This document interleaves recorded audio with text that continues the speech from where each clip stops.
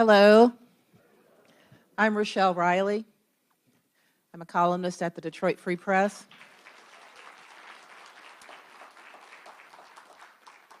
I am fond of reminding you that all children in Detroit are my children, and I am thrilled to be able to have a conversation with former Education Secretary John B. King. So if I could invite him to come back to the stage.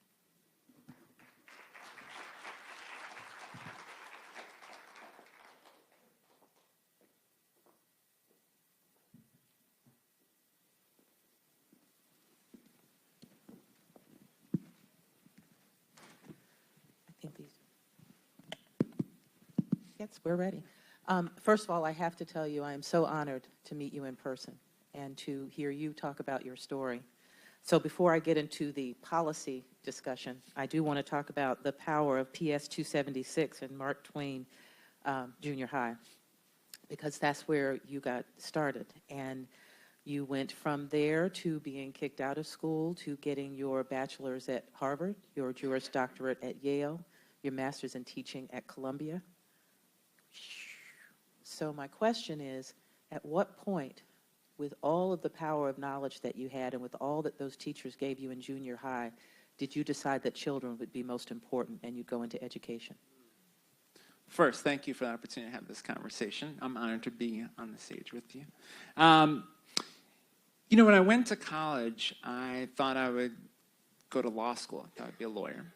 And I got involved volunteering in a program to teach civic education in a middle school in Boston. And I had an interaction with a teacher who took us aside, the group of us, the three of us that were teaching in her classroom, and she said, I've nicknamed this classroom after Walpole, the local prison, because that's where the kids are going to end up anyway. And she said, so I just want you to be prepared for what it's going to be like. And I think she thought she was doing us a favor, like she was going to help us understand how bad it was in the classroom. And there were a lot of brilliant, amazing students in that room. Every one of them was brilliant and amazing and had tremendous potential.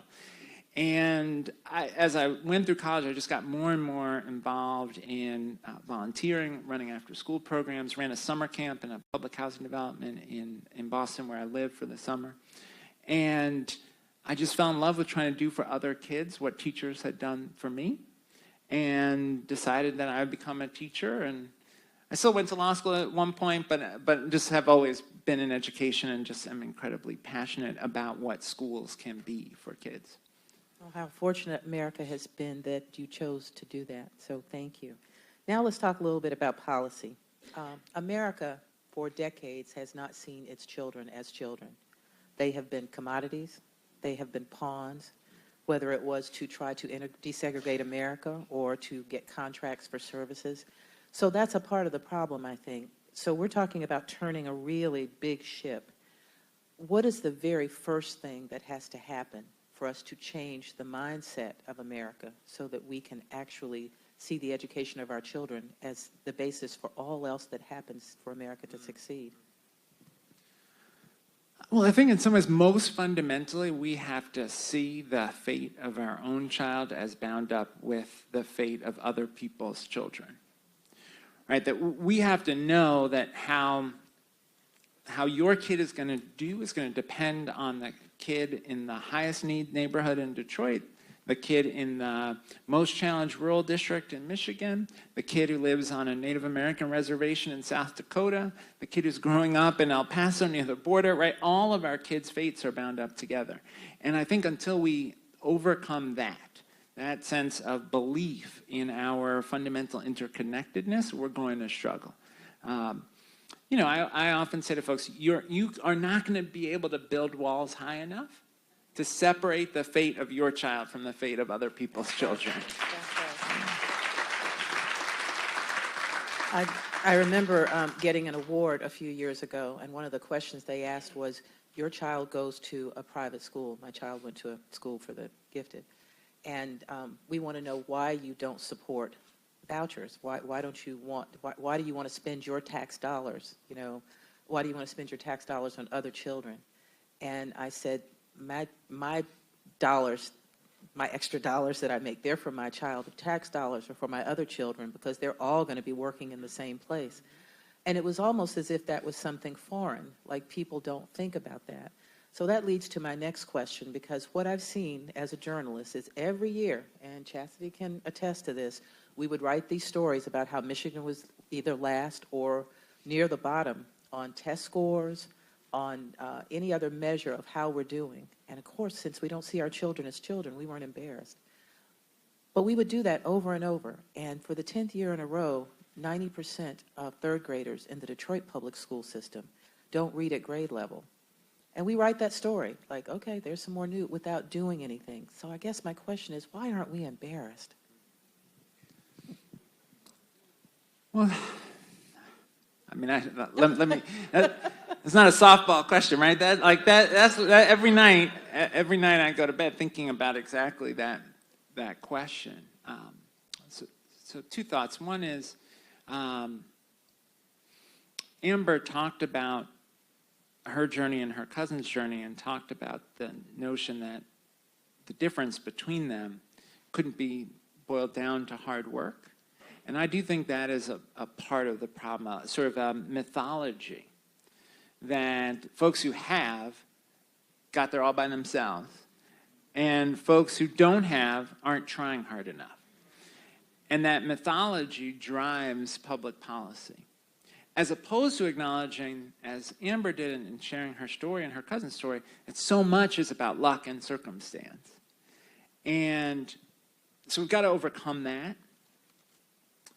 And the second, and maybe this is harder, when you walk through this museum, we have to see what is happening to children of color, in particular in our country, as an extension of what you see in this museum. Right? That folks were brought here on ships, in chains, stacked on top of each other. That's what you see in the museum. What you see in the museum is lynchings, where the whole community would come out like it was a picnic. Families to watch the lynching. Where we are as a society is an extension of that. And that's uncomfortable. It's uncomfortable for us to talk about our history around particularly issues of race in this country. And because we won't talk about it, we act like things are the way they are by happenstance, that it's happenstance that African American students are more than 3 times as likely to be suspended from school as white students. Like, oh, that just happened. As opposed to acknowledging that is a byproduct of systemic problems that then we need to address as a country. And thank you. And that willingness to have the hard conversation that requires leadership, and we need more from our leaders. I have a book out now. You know, when you're an author, you always mention the book. It's called The Burden, and it's about African Americans and the enduring impact of slavery. And one of the things I say is that slavery didn't end. It just moved into the courtrooms and classrooms and boardrooms and courtrooms of America. One of the things that I asked at a Mackinac policy conference that we have of business leaders here last year, and you spoke there before, I asked the superintendent, Dr. Vitti, who will be with us later, why is it that the largest public school system in the state, which is majority black, does not get what it needs? It's that elephant in the room that everybody sort of knows the answer, but nobody wants to say out loud. And he and the mayor both said it was because they are children of color. And he turned to that room of business people and said, these children want the same thing that your children get. Their parents want what you want for your children. And the business leaders in the rooms, it seemed to resonate with them. It seemed to make a difference. So I don't know. I was really thrilled when the last panel talked about how we may be at a moment where people are ready to pay attention. I'm trying not to be a pessimist. I hope they're right. But I guess the question I have, and it's not just for Michigan, because you know the country, why is it that CEOs and companies and the people who run things that require people to work don't understand that the unemployment rate and the problem they have finding people for jobs originated with kids dropping out of school 10 years ago and 11 years ago and 12 years ago when you didn't teach them then, and now you're asking why they're not working now? Do they need an interpreter, or how do you make them understand that? Yeah. So a few thoughts. One is, I think there is a growing realization in the business community, and it's a good byproduct of the economic growth that we've seen, since the last downturn. Folks are struggling to find the workforce they need, and there is a realization that to get the workforce they need, we've got to improve our education system. So I think there is that growing realization. I'm hopeful about that. There is, I will say, in sort of,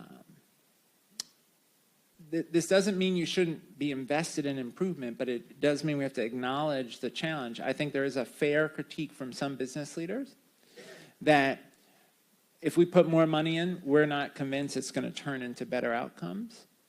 And if we bet on our schools, we're not convinced that we will get what we need. And some of that critique is fair. As you look around the country, there are places where we have spent money on things that haven't been high value, where folks haven't been serious about evidence. Right? I think in most sectors, if you said, and this came up on the panel about what we know about reading and teaching reading. In most sectors of the economy, if you said, we have 30 years of evidence that X approach leads to outstanding outcomes and Y approach leads to disastrous outcomes, in most sectors of the economy, most people would ultimately choose X approach because outstanding seems better than disastrous. In the United States, with respect to reading instruction, we've done the opposite. Right? We don't use evidence-based practices. We don't use what we know works. Instead, we use different approaches that are faddish and sort of reflect, whatever recent article somebody's read without significant evidence, and then kids don't know how to read. So if I'm a business person, I look at that and I say, you want me to put more money into that? And so I think there is a need for the education sector to acknowledge that we have work to do to convince people about the return on investment. The last point I make is we also do a better job connecting what kids do in school to what employment might look like. One of my favorite examples of recent vintage is a school in New York City called P-Tech, which is a partnership between IBM, City University of New York, and the New York City Department of Education. And the promise at P-Tech is when you graduate, you get high school diploma, associate's degree, first in line for a job at IBM. And when I was in New York, we replicated that around the state. We had more employer demand than we could fill and more demand from higher ed partners than we could fill. And kids are getting experiences in advanced manufacturing, health services, pharmaceuticals. And for kids, it's incredibly motivating because for a lot of kids in high school, they wonder, what does this have to do with anything I'm ever going to do? Probably no one in this room had that experience, but you'll be shocked to know there are kids who sit in high school and wonder about the relevance of what they're learning. But at P-Tech, kids are very clear because they see that path. One of the things that Dr. Curtis Ivory, who's the chancellor of the Wayne County Community College District, is fond of saying is that he runs the largest high school in Detroit because he gets all of the high school students who are not prepared for college and are coming and have to have a lot of remedial help. One of the things that the major universities has started doing, and I remember it started several years ago under a former lieutenant governor, was looking at the rise in cost of remedial education to get kids ready once they're actually on campus, those freshman reading centers and remedial centers. And yet we're still falling in community college education. So should there be more community colleges? Do we need a greater number of ways to help students who have come, while we're trying to fix the school system, kids are still coming out of the school system. Should there be more of a gap strategy to do something about that, even as we work on early education? Yeah. Yes, I mean, we ought to be investing more in community college. What you see in most states is the same kind of inequities in funding and higher ed that you see in K-12. So that the students who are most vulnerable, low-income students, working parents, veterans, students of color are disproportionately attending the higher ed institutions that get the least amount of money. And affluent students are attending the higher ed institutions that get the most. So in many states, their flagships, the per pupil is dramatically higher than the per pupil in community colleges. So we have to invest in the institutions. Two, we have to think about what are the support students need to complete.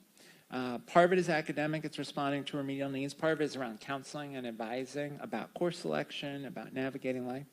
Part of it is about, as I talked about in the speech, about costs outside of tuition. There's a program at City University of New York called ASAP, which provides a whole wraparound set of services: counseling, advising, guided pathways towards a career, transportation, a Metro card, which is like gold in New York City. And what they've shown, they can double community college completion rates at CUNY ASAP in a randomized controlled trial. Now that's been replicated in Ohio at several Ohio community colleges. They do gas cards instead of a Metro card, but same idea. And in Ohio, they're getting the same results, doubling of community college completion. So there has to be an investment both in the institutions, but then also an investment in completion for students. Because so many of those students you're talking about who start out in remedial education, they never finish. No, not at all. I was glad to hear you mention trauma a minute ago. I've been studying children in trauma for a Pulliam Fellowship, and people don't pay attention to how much trauma, whether it's minor trauma like your parents got divorced, to major trauma, because 2 years ago, 1 in 14 children in Detroit were victims of crime. And then they have to go right to school, and people pretend like they're as ready to learn as someone who would know nothing about that.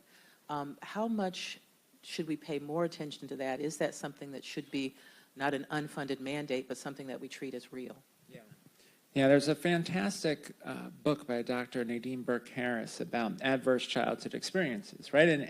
And so if a kid has had those traumatic experiences, losing a parent who's been incarcerated, abuse, it has a long-term physical impact on their health and well-being as well as an academic impact. We do need, I think, more attention to sort of wraparound supports, access to mental health services, access to school counselors, as I talked about, access to better health care. And some of it is so obvious. And it's what we do for our affluent kids, right? And the challenge is that because we concentrate our poorest, most vulnerable kids in a subset of schools, you have schools that become overwhelmed by kids who've experienced trauma, and it's overwhelming for the teachers, the principals, and for the students. So we need a much smarter approach, and an approach that is intersectional, that integrates health and education and mental health.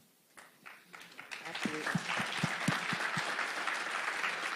And a final, very quick question as we wrap up. Why don't we pay teachers what they deserve?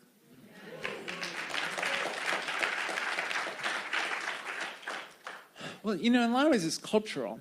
If you go to Singapore, what you find in a place like Singapore is if you talk to military leaders, politicians, business leaders, everybody will say teachers are the most important professionals in our society. And they pay teachers accordingly. They invest in teacher preparation. If you become a teacher in Singapore, teacher preparation is paid for. Right? They invest in career ladders where teachers have leadership opportunities throughout their career. They think about teachers as central to the long-term health and well-being of Singapore. We don't have that mindset in the United States. We should. And so we need to reorient as a culture how we think about the teaching profession. And it's one of the reasons I talk about my experience, because I want folks to know the difference that teachers are making every day for kids. Thank you. Thank you so much. Please give John King a hand. Thank you.